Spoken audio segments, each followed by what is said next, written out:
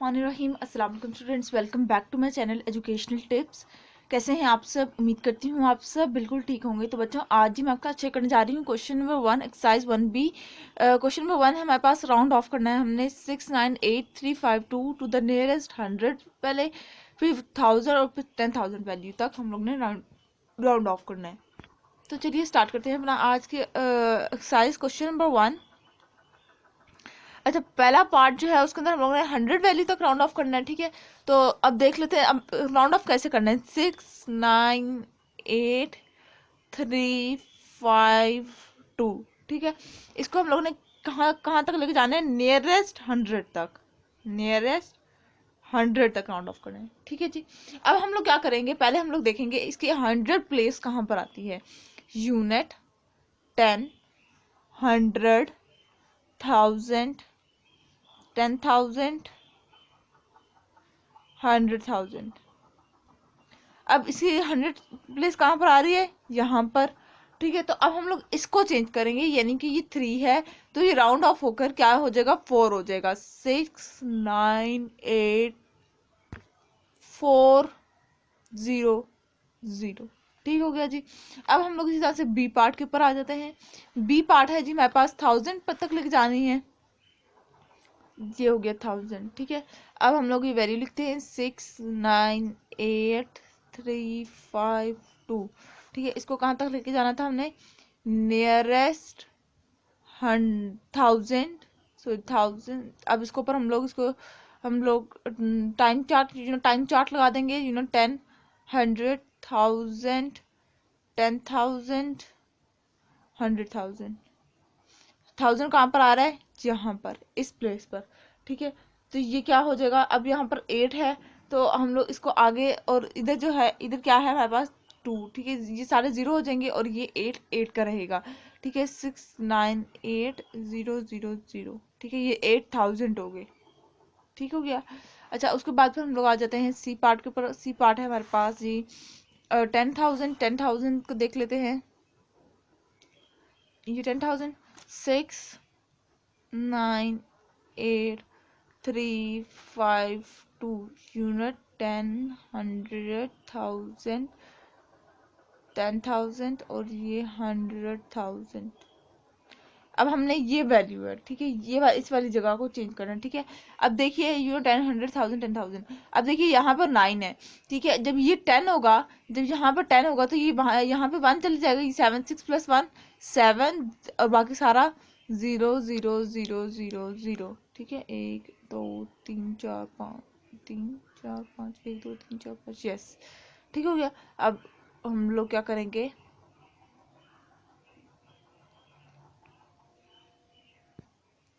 हम लोग commas put कर देंगे ऐसे। ठीक हो गया जी।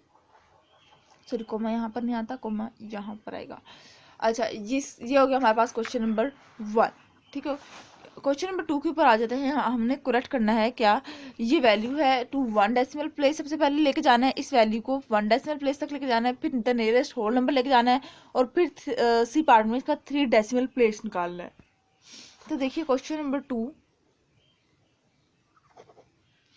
पार्ट नंबर ए के अंदर आ जाते हैं। तो वैल्यू थी 45.7395। ठीक है, अब इसको हम लोगों ने क्या करना था? इसको हम लोगों ने करेक्ट करना था, करेक्ट टू 1 डेसिमल प्लेस।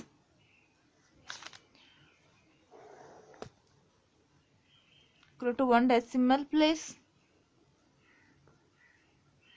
ठीक हो गया। अच्छा, अब हम लोगों ने 1 डेसिमल प्लेस तक लेके जाना है। ठीक है, तो देखिए यहाँ पर 1 डेसिमल प्लेस क्या है, यानी कि डेसिमल के बाद एक डिजिट तक रहना है, बाकी सारा रिमूव हो जाएगा। ठीक है, तो क्या हो जाएगा? ये हमारे पास 1 डेसिमल प्लेस तक लेके जाएंगे तो ये सब और सिर्फ ये आंसर आ जाएगा। ठीक है, सिर्फ 1 डेसिमल प्लेस तक लिखना है और कुछ भी नहीं करना है इस क्वेश्चन के अंदर, इस पार्ट के अंदर। ठीक है, अब देखिए तो बी पार्ट है जी हमारे पास, the nearest whole number, the nearest whole number, whole number यानी कि हम लोगों ने इस 45 के साथ कुछ करना है। देखिए 45.73 95। अब देखिए यहाँ पे पॉइंट के बाद जो वैल्यू है वो 5 से बड़ी है ना, यानी कि अगर 5 से बड़ी हो तो वो अगला नंबर ऐड हो जाता है, और अगर कम हो यानी कि 3 हो 2 हो तो वो 0 पे चले जाता है। ठीक है, अगर यहाँ पे 2 होता है या 3 होता तो ये क्या हो जाता है 45 हो जाता है सिर्फ। ठीक है, अब ये 7 है तो एक नंबर आगे चल जाएगा, तो ये क्या हो जाएगा मेरे पास 46। ठीक हो गया। अब अगला है जी मेरे पास 3 डेसिमल प्लेस। 3 डेसिमल प्लेस, ठीक है, 3 डेसिमल प्लेस के अंदर क्या करेंगे हम लोग, इसको हम लोग 3 डेसिमल प्लेस तक देखेंगे, इसको हम लोग 3 डेसिमल प्लेस तक सही करेंगे, यानी कि 3 डेसिमल प्लेस 739। ठीक है, तो 45.740। ठीक है, यहाँ तक हो गया। अब आ जाते हैं हम लोग क्वेश्चन नंबर 3 के अंदर। क्वेश्चन नंबर 3 के अंदर वो हमें क्या कह रहे हैं, the dimension of a rectangular plot of land are ये, यानी कि उन्होंने कहा है कि हमारे पास क्वेश्चन नंबर 3, ठीक है, क्वेश्चन नंबर 3 में वो कह रहे हैं कि हमारे पास फॉर एग्जांपल ये एक प्लॉट है। ठीक है, इसकी डायमेंशन उन्होंने दी हुई है कि एक तरफ क्या है 28.3 है, दूसरी तरफ 53.7 है। ठीक है, find the perimeter of the land correct to the nearest 10 metre. ठीक है, आप लोगों ने क्या करना है कि पहले आप लोगों ने इस लैंड की डायमेंशन फाइंड करनी है। ठीक है, और उसको आप लोगों ने 10th नंबर तक 10 मीटर तक करेक्ट करना है। ठीक है, और रखना है उसको। ठीक है, और सेकंड क्या करना है, the area of a grass needed to fill up the entire plot, और कितनी ग्रास चाहिए होगी। ठीक है, सबसे पहले तो हम लोग क्या करेंगे, पार्ट नंबर ए को सॉल्व करते हैं। पार्ट नंबर ए के अंदर उसने हम लोगों को लेंथ जो दी थी वो हमें दी थी 28.3 मीटर। ठीक है, और जो हमारे पास विड्थ थी, विड्थ को आप लोग ब्रेड्थ भी कहते हैं, विड्थ जो थी वो हमारे पास थी 53.7 मीटर। ठीक है, अब पेरीमीटर हमने फाइंड करना था। पेरीमीटर का फॉर्मूला होता है जी 2 ब्रैकेट लेंथ प्लस विड्थ। ठीक है, तो हम लोग क्या कर देंगे, लेंथ जो थी वो 28.3 थी, प्लस कर देंगे 53.7 को। जब इन दोनों को हम लोग ऐड करेंगे तो हमारे पास आ जाएगा 2/82.0। ठीक है, अब हम लोग मल्टीप्लाई कर देंगे तो मतलब 2 मल्टीप्लाई 82 कर देंगे। ठीक है, तो क्या आ जाएगा हमारे पास 164। अब इसको उन्होंने इसके बाद ये तो हमारे पास पेरीमीटर आ गया। ठीक है, अब इसके बाद उन्होंने कहा था कि इसको नियरेस्ट 10th मीटर तक भी लेके जाना है। ठीक है, अब 10th मीटर यानी कि यूनिट 10। ठीक है, तो हम लोग क्या करेंगे, ये इस वैल्यू से यूनिट है ये 10 है। ठीक है, तो 10th वाली वैल्यू को देखेंगे 160 हो जाएगा। ठीक है, तो ये 160 मीटर ये नियरेस्ट 10th वैल्यू तक ले गए। ठीक है, हो गया। अच्छा, उसके बाद फिर हम लोग आ जाते हैं पार्ट नंबर 2 के अंदर। पार्ट नंबर 2 के अंदर वो कह रहे थे हम लोगों को बताना है कि ग्रास कितनी चाहिए होगी उस पूरे लैंड के लिए। ठीक है, तो हम लोग क्या करेंगे, area is equals to length multiply by width. ठीक हो गया। अच्छा, 28.3 मल्टीप्लाई बाय 53.7, यही हो गया। हम लोग इन दोनों को मल्टीप्लाई कर देंगे तो हमारे पास क्या आ जाएगा 1519.7। ठीक है, अब हम लोग इसको क्या नियरेस्ट 100 तक 7, ठीक हो गया। अच्छा, इसको हम लोग ने नियरेस्ट 100 तक लेके जाना है। ठीक है, तो हम लोग देखते हैं यूनिट 10 100। ठीक है, हो गया। अब हम लोग क्या करेंगे 1500। ठीक हो गया, ये हमारे पास फिर आ जाएगा मीटर का स्क्वायर।